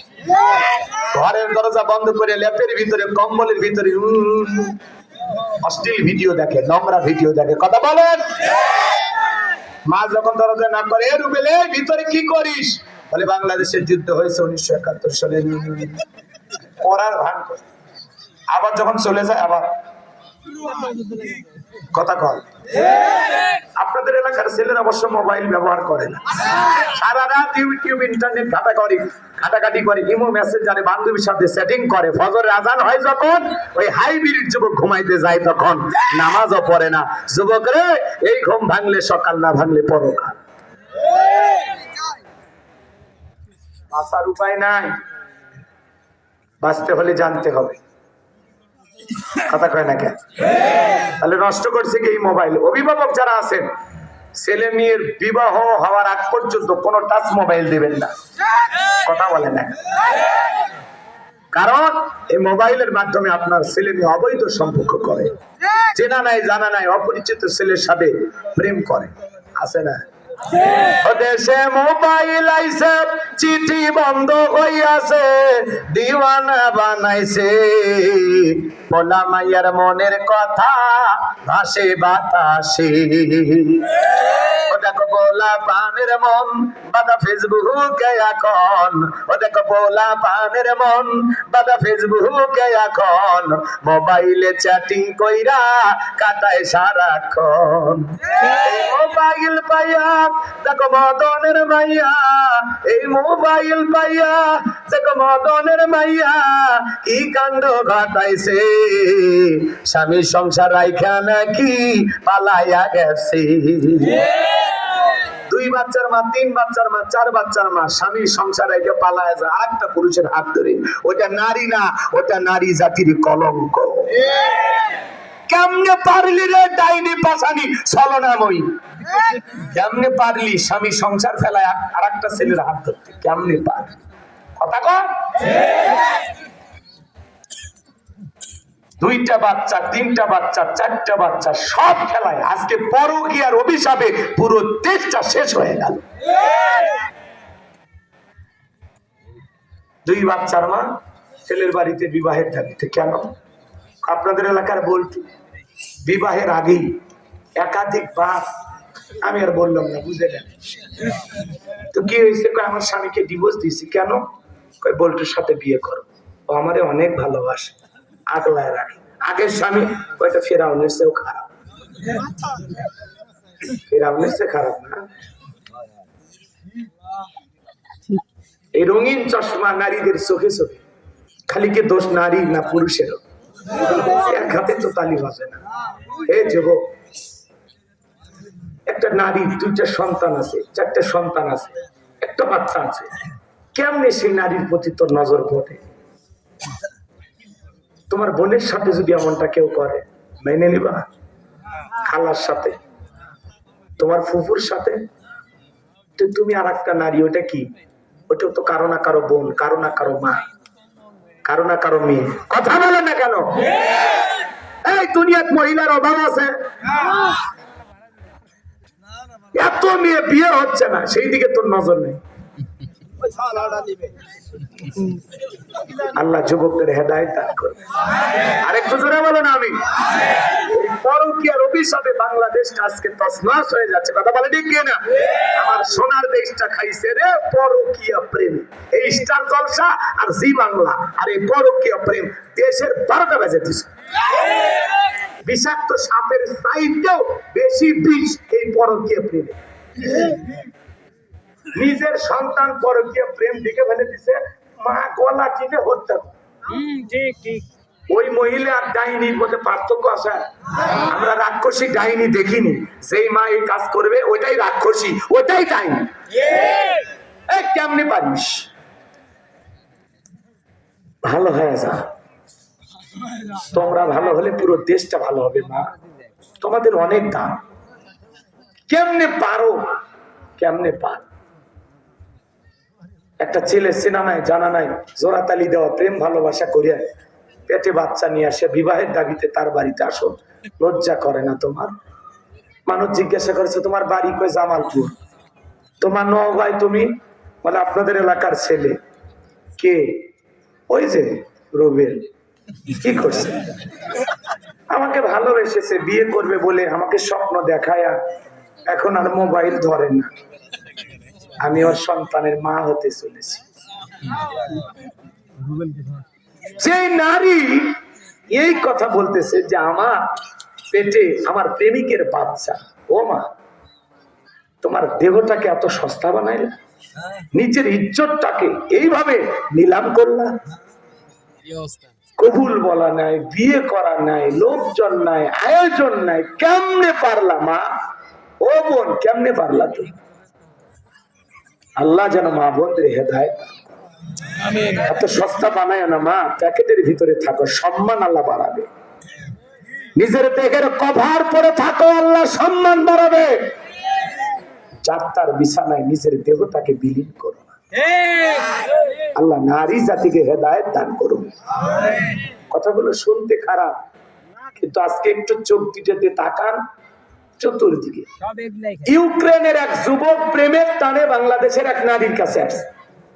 তাহলে এই নারীর প্রেমের পাওয়ার কত? এই নারীর রূপের পাওয়ার কত? ইউক্রেনের যুবক প্রেমের টানে বাংলাদেশে ছুটে আসছে। মাঝে মাঝে মালয়েশিয়ার তরুণী, সৌদি আরবের তরুণী, কাতার, দুবাই, আরব আমিরা, ভুটান, জাপান, কোন দেশ বাকি নেই, সব দেশের তরুণীরা প্রেমের টানে বাংলাদেশে। এই যুবকদের প্রেমের পাওয়ার কত? বাংলাদেশের যুবকেরা প্রেমের দিক দিয়ে বিশ্ব চ্যাম্পিয়ন। কথা বলে না কেন? দেশে টিকটক আসিয়া সব গেল ভাসিয়া, সিদ্দিক সোরা নায়ক হইছে আইডি খুলিয়া। এই মোবাইলে হাই কি জাদু আছে ভাই, পোলা পান বুঝাছে, পড়ালেখা তুইলা রাখছে শব্দ মাকাশে। কথা বলেন না কেন? আমার ভাইয়ের আলাম আমি করব না, কষ্ট মনের মধ্যে নেবেন না। তাহলে যুবকেরা স্বপ্ন দেখে, স্বামী স্ত্রীর স্বপ্ন দেখে, স্বপ্ন তো স্বপ্ন। বাদশা দেখে বলে গতকাল রাতে কি স্বপ্ন দেখেছি, সেই কথা তোমাদেরকে বলতে হবে, স্বপ্নের ব্যাখ্যাও বলতে হবে। জনগণ ডেকে বলে বাদশা তো পাগলামি কথা, আমাদের পক্ষে আপনি স্বপ্নে কি দেখেছেন বলা সম্ভব নয়। জালেম বাদশা বক্তের আসরে ডেকে বলে স্বপ্নের কথা বলা সম্ভব নয়, তোমরা নাকি গায়েব জানো, গতকাল রাতের গায়েবের খবর কি বলতে পারবা না? বলেন তো বাজান, আল্লাহ ছাড়া দুনিয়ার কেউ কি গায়েব জানে? জোরে বলেন জানে? এই পৃথিবীর কোন মানুষ গায়েব জানে না। নবী রাসূলরা জানতেন ততটুকু, আল্লাহ জানিয়ে দিতেন যতটুকু। আল্লাহ ছাড়া পৃথিবীর কোন মানুষের কাছে গায়েবের এলেম নাই। যারা দুনিয়ার জমিনে বলবে আমি ভণ্ড পীর, তালা বাবা, সালা বাবা, গামছা বাবা, লাউ বাবা, কদু বাবা, আমি গায়েব জানি, ওই ভণ্ড পীরকে ধরবেন, আচ্ছা তারে পিটাবেন, আর বলবেন গায়েবী মার দিলাম, কারো কাছে বলবি না, বললে ধ্বংস হয়ে যাবে। এজন্য খবরদার কোন ভণ্ড পীরের কাছে যাবেন না। ওদের তালা আর শিকল দেখে বুঝবেন না, ওরা হলো ভণ্ডবীর, মাথার চুলে জট, হাতে গাঞ্জার পথ, সালা পিনটা থাকে, তবিল থাকে, যা সব দেখা যায়। ওই ভণ্ডদের কাছে যাওয়া যাবে না।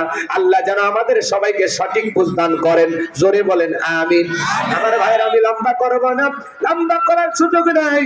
জালেম বাদশা লেগে বলে 7 দিনের আলটিমেটাম দিলাম, এই 7 দিনের মধ্যে স্বপ্নে আমি কি দেখেছি, স্বপ্নের কথা বলতে হবে, স্বপ্নের ব্যাখ্যা বলতে হবে। জনগণ ডেকে বলে বাদশা 7 দিন কেন, 7 বছর সময় দিলেও আমাদের পক্ষে বলা সম্ভব নয়। আমার ভাইয়েরা, এইবার জনগণ চলে গেল, জেলার জেলখানা দিয়ে ঘুরতেছে। আল্লাহ নবী দানিয়েল ডেকে বলে জেলার এদিকে আসো। দেখে মনে হয় টেনশনে আছে, বলে হ্যাঁ আছি টেনশনে। কি হয়েছে? সমস্ত ঘটনা খুলে বললেন। আল্লাহ নবী দানিয়েল ডেকে বলে শোনো, তোমার বাদশা স্বপ্নে কি দেখেছে সেই কথা আমার জানা আছে, স্বপ্নের ব্যাখ্যা আমি বলতে পারবো। তাই নাকি? বলে হ্যাঁ। এই কথা শোনার মাত্র দৌড়ে চলে গেছে বাদশার কাছে, যা বলে বাদশা জেলখানে একটা আসামি আছে, আপনি স্বপ্নে কি দেখেছেন, স্বপ্নের ব্যাখ্যাটা কি হবে? দুইটাই তার জানা আছে। বাদশা বকতে নাসর ডেকে বলে বাজান কই, বাজানকে আমার কাছে নিয়ে আসো, খেলার নাম বাবাজি। এইবার জেলা যা বলে ও নবী দানিয়েল, বাদশা তোমারে ডাকছে। বলে না, আমি যাইতে রাজি নাই। রাজি হব তখন, আমার একটা শর্ত আছে। আমার ৭০,০০০ উম্মতকে জেলখানায় বন্দী করা হয়েছে, আমার একটা উম্মত জেলখানায় থাকা অবস্থায় আমি নবী দানিয়েল জেলখানা থেকে বের হব না। চিৎকার মেরে বলুন আল্লাহু আকবার। নেতৃত্ব যদি শিখতে হয়, নেতৃত্ব যদি শিখতে হয়, নবীদের কাছ থেকে শিখতে হবে। আপনি একটা নেতার পিছনে নওগাঁ শহরে মিছিল করতে গেলেন, নেতা পাইছে একখান ট্যাবলেট খান, ট্যাবলেট খান, ট্যাবলেট খান, যেখানে আমরা আছি সেখানে ট্যাবলেট খান, কবরে তোমরা কেন পড়ে? নেতার পিছনে মিছিল করতে যায় পুলিশ এসে 105 জনকে নেতা সহ গ্রেফতার করে নিয়ে গেল। নেতার কাছে জেলখানা শ্বশুর বাড়ির মতো, সকালে ঢোকে বিকেলে বের হয়ে আসে। কিন্তু তুমি গরিব কর্মী, রিক্সা ভ্যান চালাই, না চালালে তোমার পরিবারের মুখে খাবার ওঠে না। নেতা যদি ভালো হলতো দেখে বলতে শোনো, আমার জামিনের টেনশন করা লাগবে না, এই গরিব মানুষগুলো রিক্সা ভ্যান চালায়, মাঠে কাজ করে, শ্রমিক মানুষ, এরা আমাকে মোহাব্বত করে মিছিল করতে আসছে। আমার একটা কর্মী জেলখানায় থাকা অবস্থায় আমি নেতা জেলখানা থেকে বের হব না। এরা হলো সত্যিকারের নেতা। এই নেতা আপনার বিপদে পাশে দাঁড়াবে, আপনার দুর্দিন আপনার পরিবারকে সহায়তা দেবে। 6 মাস জেলখানায় থাকলে আপনার স্ত্রী সন্তানের মুখে খাবার তুলে দেবে, সন্তানদের স্কুলের খরচ চালাবে। এমন দল, এমন রাজনীতি করার দরকার আছে না? যাত্রার পিছনে স্লোগান দিয়া সন্তান আর স্ত্রীকে বিপদে ফেলার দরকার নাই। বুঝে শুনে স্লোগান দেন। যে নেতা আপনার বিপদে পাশে দাঁড়াবে, যে নেতা আপনার জন্য জীবন দিতে রাজি আছে, আপনিও জীবন দিতে রাজি হন। কথা বলেন। এই নেতা আপনার সুখে হাসে, বিপদে কাঁদে, এমন নেতার পিছনে স্লোগান দেওয়া লাগবে। যাত্রার পিছনে স্লোগান দেন না। বল্টু ভাইয়ের চরিত্র ফুলের মতো পবিত্র, নামাজ পড়ে কক্ত, গাঁজা খাই 5 ওয়াক্ত, তুমসরিতে বাঁকা ভক্ত, শয়তানের 1 নাম্বার ভক্ত, হুজুরদের জন্য খুবই শক্ত, সুজা খাই গরিবের রক্ত। পোস্টারে লেখা আছে গরিবের বন্ধু, ভোট দিয়ে দেখেন গরিবের কয় নাম্বার শত্রু। একটা বয়স্ক ভাতারা কাঠ দিবার গেলে 2-1000 খায়।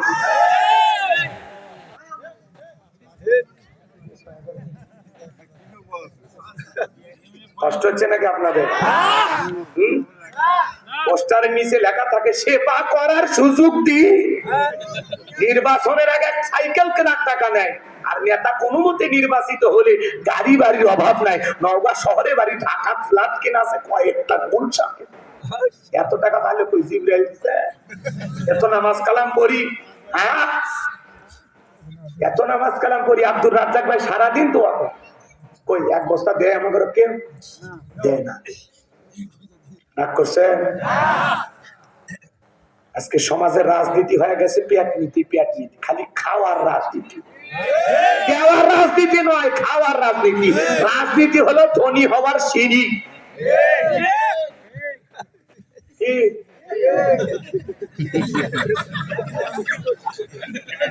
কয়েকদিন আগে সাইকেল কেনার টাকা এখন 4 লাখ টাকার হুন্ডি নিয়ে ঘুরি। আমি বললাম কি হচ্ছে? করছে হুজুর ভাগ্য খুলছে। 4 লাখ টাকার হুন্ডি, আমি 1.5 লাখ টাকার হুন্ডা কিনে ঘুরি, আমি 4 লাখ নিয়ে ঘুরিচ্ছে। কথা কন আছে? কি কথা বোঝেন নাকি আপনাদের কাতি মাস? কথা কবেন না গো, জোরে খান লিল্লাহে তাকবীর। রাগ করতেছেন আপনারা? আমার ভাইরা সামনের দিকে যায়। এইবার জেলার দৌড়ে যা বলে বাদশাহ যে আপনার স্বপ্নের কত জানে, স্বপ্নের ব্যাখ্যা জানে, তার একটা শর্ত আছে, তার 70,000 লোককে জেলখানা থেকে বের করে দেওয়া লাগবে। জালেম বাদশাহ বক্তে নাসর ডেকে বলে বাজান যা বলে তুমি তাই করো। এই জেলখানা কেন? বাজানের জন্য তাম পৃথিবীর জেলখানার আসামি ছেড়ে দিতে রাজি। জোরে বলেন মারহাবা। এইবার জেলার যায় বলে ঠিক আছে চলো। এইবার সমস্ত পয়গম্বরের উম্মতদেরকে ছেড়ে দেওয়া হলো। সমস্ত উম্মতরা চলে যাওয়ার পরে আল্লাহর নবী দানিয়েল সবার শেষে বের হলো। সুবহানাল্লাহ বলে। এইবার বাদশার দরবারে প্রবেশ করবে। জালেম বাদশার দরবারে প্রবেশের নিয়ম হলো যত মানুষ প্রবেশ করে মাথা নত করে প্রবেশ করতে হয়। আল্লাহর নবী কি কোনো জালেমের কাছে মাথা নত করতে পারে? এই মাথা আল্লাহ ছাড়া দুনিয়ার কারো কাছে নত করা যাবে না। ইয়্যাকা না'বুদু ওয়া ইয়্যাকা নাস্তাঈন, তোমার ইবাদত করি, তোমার গোলামি করি, সাহায্য তোমার কাছে চাই। আল্লাহ ছাড়া দুনিয়ার কোন পীরের কাছে, নেতার কাছে, কোন জালেমের কাছে মাথা নত করা যাবে না। মুমিন হাসতে হাসতে ফাঁসির দড়িতে ঝুলতে রাজি, কিন্তু জালেমের কাছে মাথা নত করবে না। সামনের দিকে যাই ভাইয়েরা আমার, আল্লাহ নবী দেহটাকে আদর্শাদ করে মাথাটাকে সুন্দর করে উঁচু করে রাখলেন, কৌশল করে প্রবেশ করলেন। এই দৃশ্য দেখার পরে বাদশা বক্তে নাসর ডেকে বলে যত মানুষ প্রবেশ করে মাথা নত করে, তুমি কেন মাথা নত করলা না? আল্লাহ নবী দানিয়েল ডেকে বলে শোনেন, আপনার স্বপ্নের কথা যে আমার মাথার মেমোরিতে সেভ করে দিয়েছে, তার কথা হলো তাকে সারা দুনিয়ার কারো কাছে মাথা নত করা যাবে না। যদি মাথা নত করতাম আপনার মতো স্বপ্নের কথা ভুলিয়ে দিত, আপনি টেনশনে মারা যেতেন, আমাকেও মেরে ফেলতেন। তখন ডেকে বলে বাজান যা করেছো ঠিক করেছো, আসলে তোমার মাথায় বুদ্ধি আছে। জোরে কোন মারহাবা। নবীদের মাথায় বুদ্ধি থাকবে না থাকবে কি জাহেলদের মাথায়? কথা বলেন না কেন? এইবার বাদশা বক্তে নাসর নিচে চেয়ার থেকে উঠা আল্লাহ নবী দানিয়েল আলাইহিস সালামকে চেয়ারে বসায়া দিল। চিৎকার মেরে বলুন আল্লাহু আকবার।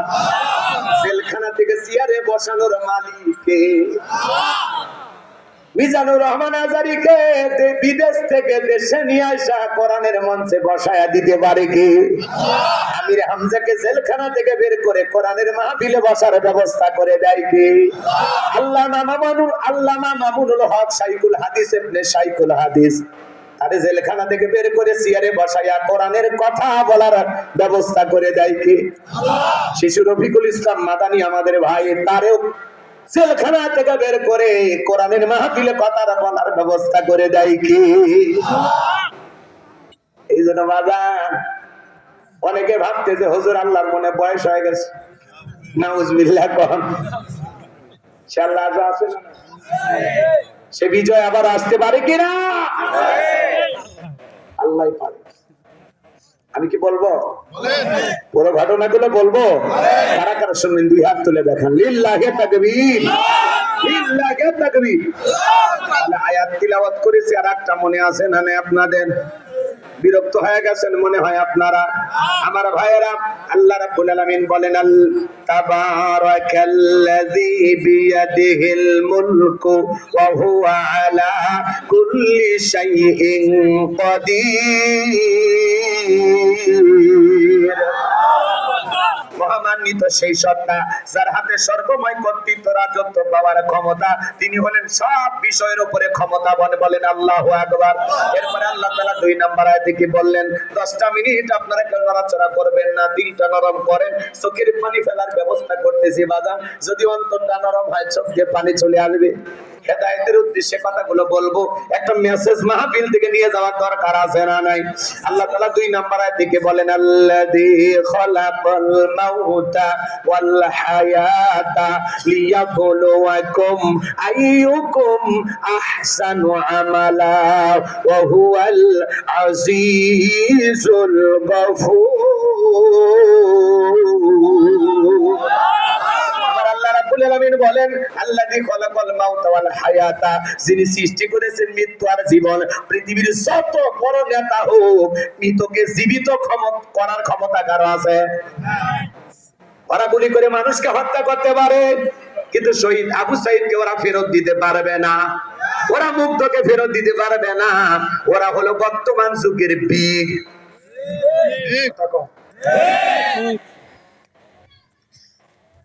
রাগ করতেছে? বড় বড় কথা বললে হয় না বাজান। জীবন মৃত্যুর মালিক আল্লাহ। মানুষের জীবন কেন নেওয়া যায়, কিন্তু কারো জীবন দ্বিতীয়বার ফেরত দেওয়ার ক্ষমতা কারো নেই। ঈসা আলাইহিস সালাম হরিণের গোশত খাইছে, খায়া হাড়গুলো এক জায়গায় রেখে শুধু বলছেন কুম বিইজনিল্লাহ। হরিণ আবার উঠে দৌড় মারে। সুবহানাল্লাহ। মানুষ মইরা আছে, ওই কবরে যায় যদি ঈসা নবী ডাক দেয়, ওই মৃত ব্যক্তি যে কবরে শায়িত, ডাক দিলে উঠে আসে। সুবহানাল্লাহ বলে। এখন যদি আমরা ডাক দিয়ে উঠবি, রাগ করতেছেন মনে হয় আপনারা? তার মানে ওইটা হলো মুজিজা। ওইটার নাম কি? কষ্ট হচ্ছে আপনাদের? দিল দিয়ে কথাগুলো বুঝবেন। তামাম পৃথিবীর সমস্ত নেতারা একত্রিত হয়ে যদি আসমানের দিকে সমস্ত অস্ত্র ত্যাগ করে গুলি বর্ষণ করে, আসমান থেকে এক ফোঁটা বৃষ্টি আনার ক্ষমতা কারো আছে? ওই অস্ত্র দিয়ে জমিনের নিচে যদি গুলি করে, বলেন তো বাজান, জমিন থেকে একটা আলু বের করার ক্ষমতা কারো আছে? তাহলে সকল ক্ষমতার একমাত্র মালিককে। মৃতকে জীবিত, জীবিতকে মৃত করার ক্ষমতা কার?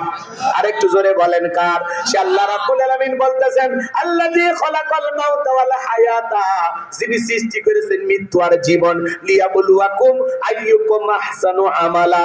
আমার আল্লাহ বলেন আমি পরীক্ষা করে দেখব আমলের দিক দিয়ে কার আমল কত বেশি উত্তম, কার আমল কত বেশি সুন্দর। যার আমল ভালো তার আখিরাত ভালো, যার আমল খারাপ তার আখিরাত বরবাদ। আমাদের আমল ভালো হওয়ার দরকার আছে না নাই? আয়াতের শুরুতে আল্লাহ কি বলেছেন? দিল দিয়া কথাগুলো বলেন। আল্লাহ রাব্বুল আলামিন বলেন আল্লাযী খালাকাল মাউতা ওয়াল হায়াতা, যিনি সৃষ্টি করেছেন মৃত্যু আর জীবন। সর্বপ্রথম আল্লাহ তাআলা মৃত্যুর কথা কেন বললেন বাজান? এই দুনিয়াতে আসার একটা সিরিয়াল আছে, যাওয়ার কিন্তু কোনো সিরিয়াল নাই।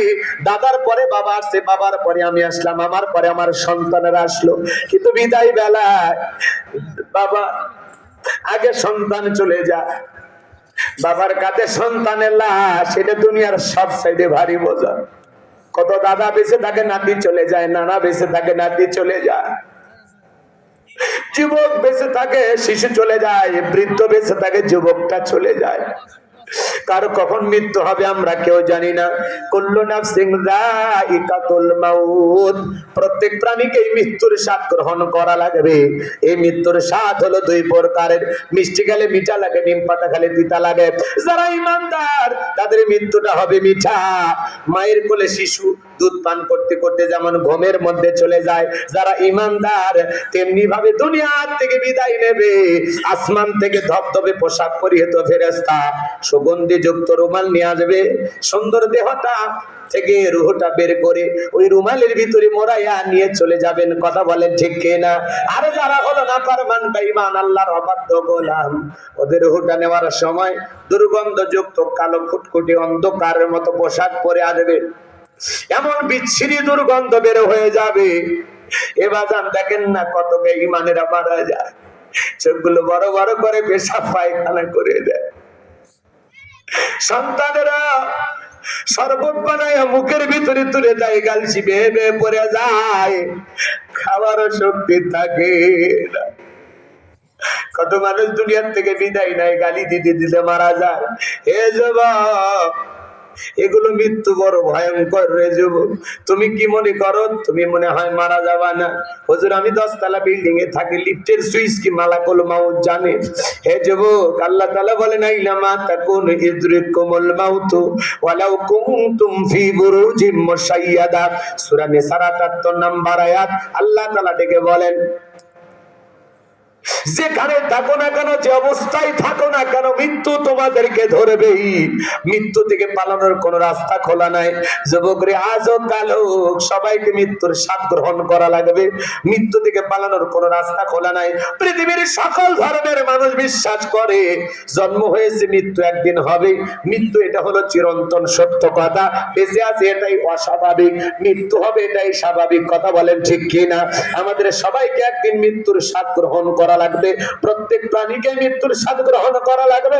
আল্লাহর নবী ইদ্রিস আলাইহিস সালামকে জিজ্ঞাসা করা হয়েছিল, মৃত্যুর স্বাদ আপনার কাছে কেমন লেগেছিল?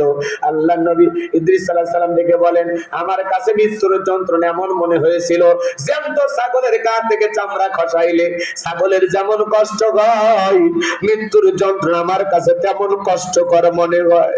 নবীজির আমার ইন্তিকালের সময় বিশ্ব নবী অসুস্থ হয়ে পড়ে আছেন। ফাতেমা চোখের পানি ছেড়ে দিয়া কান্না করেন। আমার নবী ডেকে বলে, মা ফাতেমা, তোর চোখের পানি আমি নবী সইতে পারি না। ফাতেমার চোখের পানি বিশ্ব নবী সহ্য করতে পারতেন না।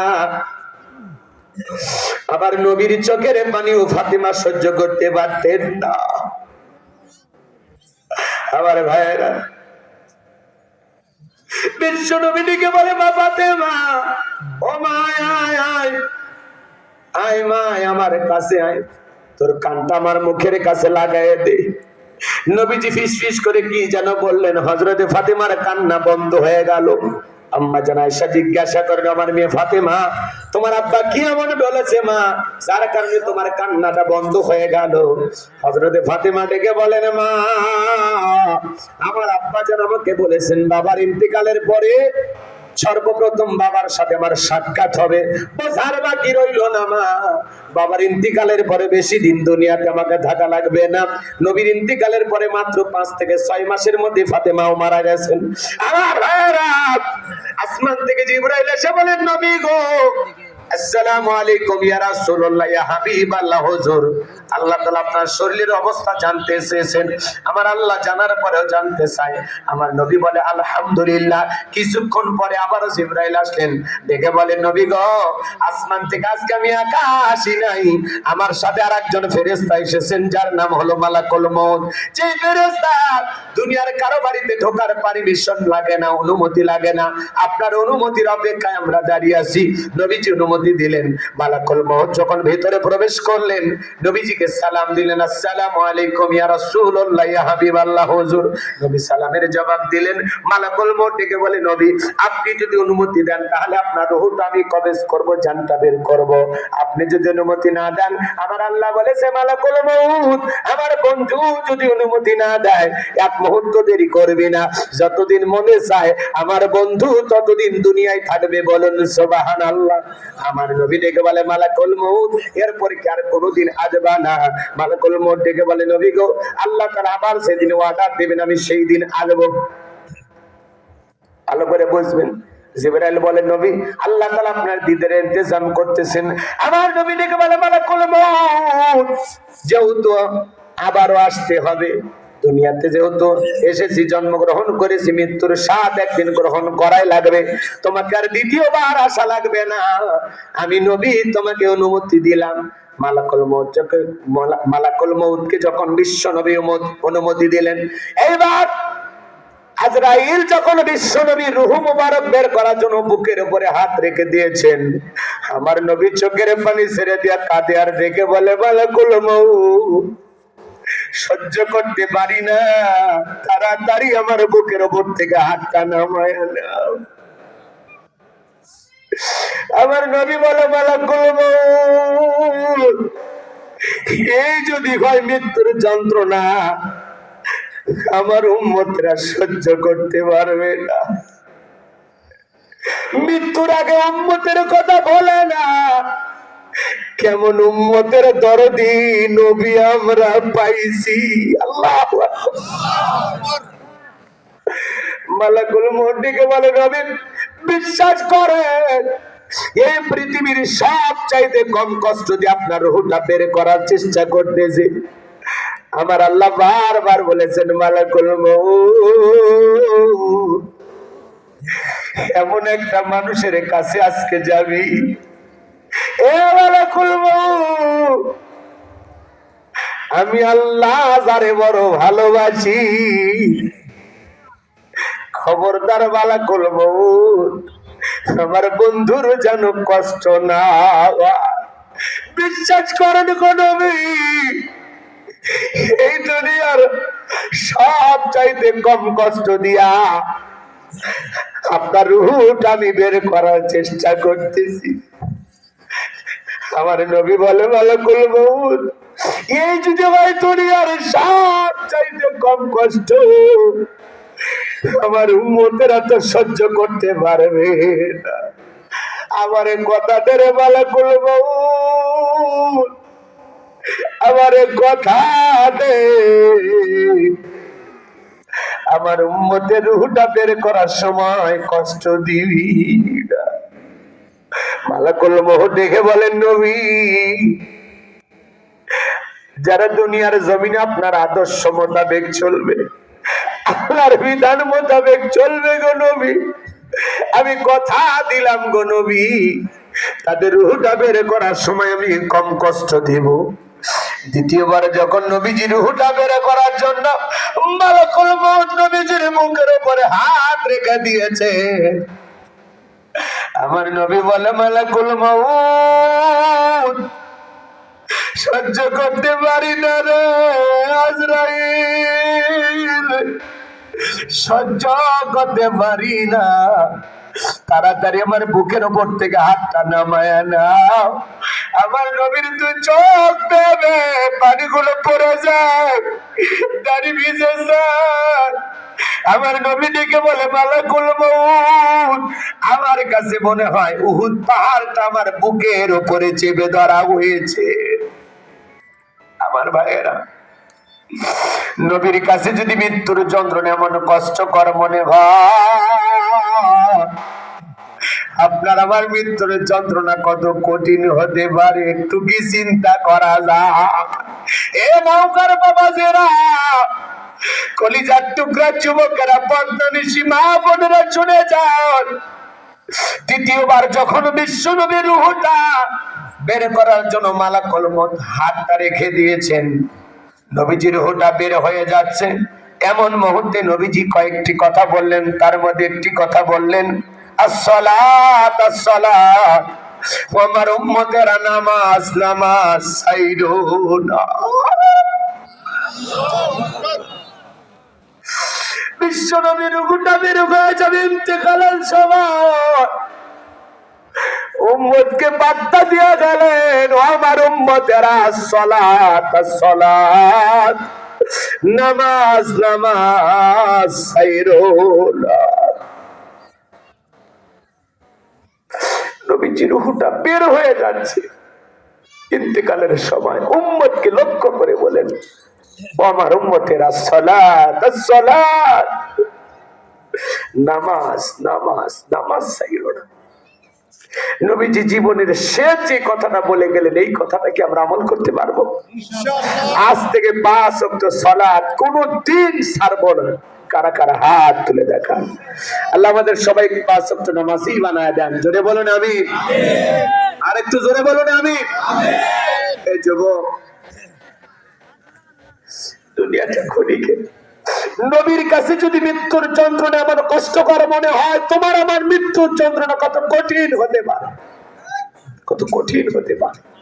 আমার ভাইয়েরা,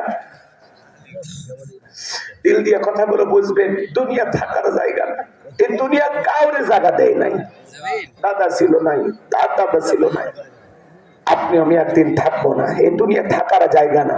বল তুসিরুনাল হায়াতাদ দুনিয়া ওয়াল আখিরাতু খায়রু ওয়া বাকা, তোমরা দুনিয়ার জীবনকে প্রাধান্য দিচ্ছ, অথচ আখিরাতের জিন্দেগি হলো চিরস্থায়ী। যেই জীবনের শুরু আছে শেষ নাই, সেই জিন্দেগির জন্য নেক আমল করার দরকার আছে না নাই?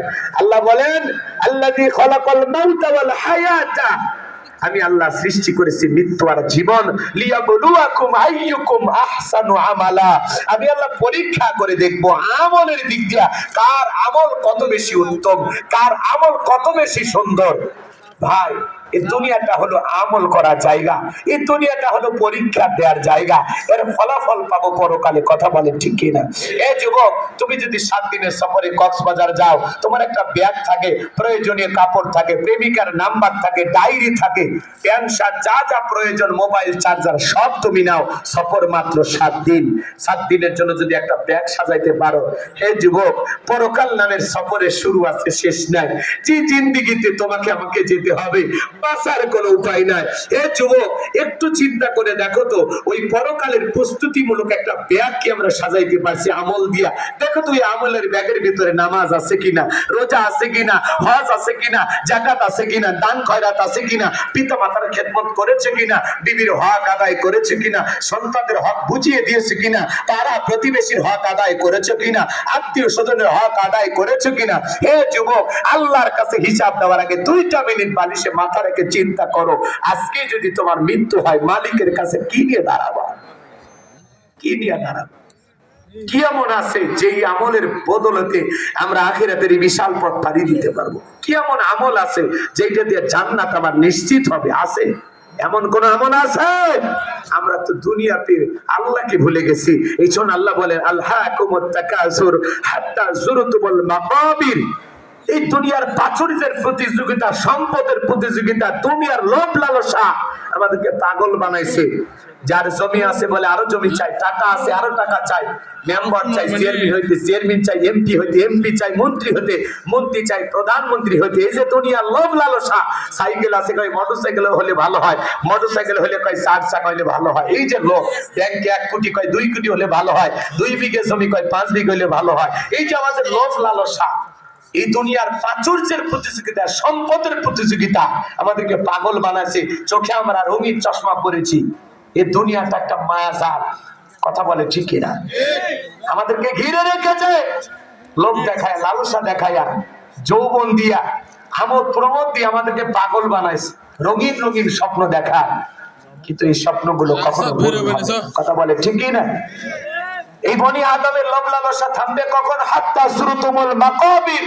যেদিন আপনি আমি কবরে যাব, এই কবরের মাটি যেদিন আপনার আমার মুখের ভিতরে প্রবেশ করবে, সেদিনই আপনার আমার লোভ লালসা কমে যাবে। কথা বলেন ঠিক কিনা? আল্লাহ রাসূল বলেছেন, বনি আদমকে যদি 1 মাঠ ভর্তি স্বর্ণ দেওয়া হয়, সে আরেকটা মাঠের আকাঙ্ক্ষা করবে। এরপরে দ্বিতীয় মাঠটা দিলে সে তৃতীয়টার আকাঙ্ক্ষা করবে। আমাদের ভিতরে এত লোভ, এত লোভ। কথা বলেন ঠিক কিনা? কি কষ্ট হয় ভাইয়ের আমার। আমি আপনাদেরকে বিরক্ত করার জন্য আসি, ভালো কথা অনেকের ভালো লাগবে না, কিন্তু আমার বলার দায়িত্ব আমি বলে গেলাম। আমল ছাড়া পরকালের এই বিশাল পথ পাড়ি দেওয়ার কোনো সুযোগ নাই। কথা বলেন কেন? আমল লাগবে কিনা বলেন?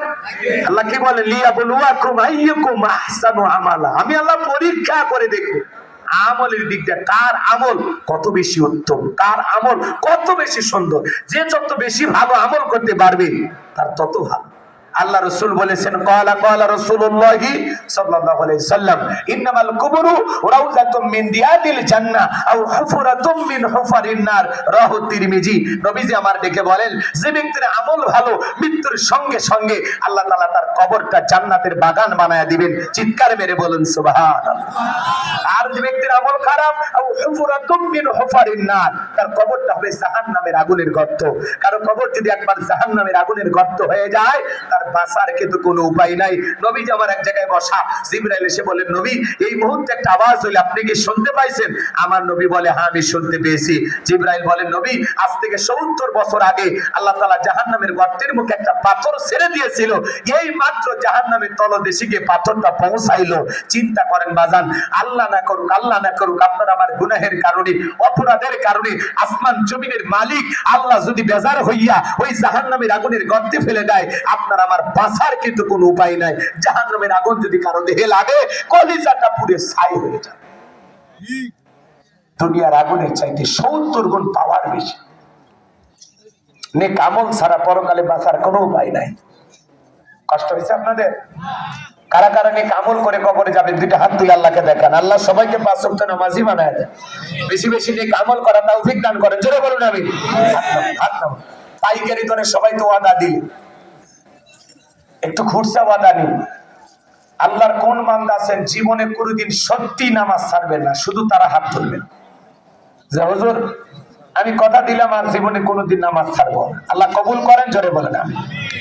এইবার যারা মুখে দাড়ি নাই আজকের আলোচনা শুনে আল্লাহ তাআলা দয়া করেছেন, একটু পরিবর্তন হওয়ার নিয়ত করেছেন যে হুজুর কথা দিলাম আমি জীবনে কোনোদিন দাড়ি কাটবো না, এরকম যাদের দাড়ি নাই তারা, যাদের আছে তারা না, নতুন নিয়ত করেছেন যে হুজুর আমি দাড়ি রাখবো ইনশাআল্লাহ। কোন কোন যুবক দেখি একটু হাত সোজা করো। 1 2 3 4 5 6 7 8 9 অনেক অনেক অনেক হাত। আলহামদুলিল্লাহ আলহামদুলিল্লাহ, গনাই যাচ্ছে। আল্লাহ কবুল করেন, জোরে বলেন আমিন। তাহলে দাড়ি কাটবো না, নামাজ ছাড়বো না, বলে থাকবে তো ইনশাআল্লাহ। যুবকেরা প্রথম মাহফিল করেছে, এই মাহফিল যেন আল্লাহ তাআলা ভরপুর কামিয়াবি দান করেন। আগামী বছর আরো পরিসরে আরো বড় কোন দিনের দায়ীকে নিয়ে এসে এই মাহফিলে কথা বলা তৌফিক দান করেন। আমার মতো অযোগ্য মানুষকে আপনারা কিছুটা সময় দিয়েছিলেন, আমার কথা আপনারা ধৈর্য নিয়ে শুনেছেন, আমি আপনাদের জন্য কলিজা থেকে দোয়া করবো। এখনই আমরা মোনাজাতের দিকে চলে যাচ্ছি। কারো কিছু বলার আছে? হ্যাঁ, বলা নাই তো?